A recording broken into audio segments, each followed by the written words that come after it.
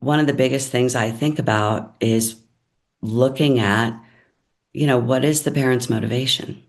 Hmm. Why do they want to adopt a child from an international, in an international situation? That's a very practical pre-adoptive question that we encourage families to ask themselves frequently. What are your motivations? What are you looking for? What do you want out of this? And there's no right or wrong answer, Right. but it's a useful skill to be able to ask yourself that question and answer that question honestly, because it sets you up for an openness to be able to flex with whatever comes, because you may have an ideal in your mind of what you're hoping to build, but the ideal doesn't always happen.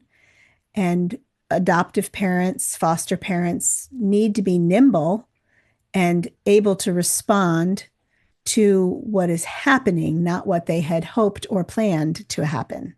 It's a beautiful way to say it.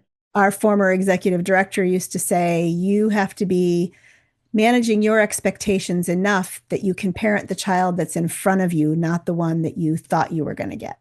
Because those children change just as much as we change, just as much as we grow or stop growing. Our kids change. And the child you have when you first bring them home versus the child that you have 10 years in, 15 years in, could be very, very different in their needs and their expressions of those needs.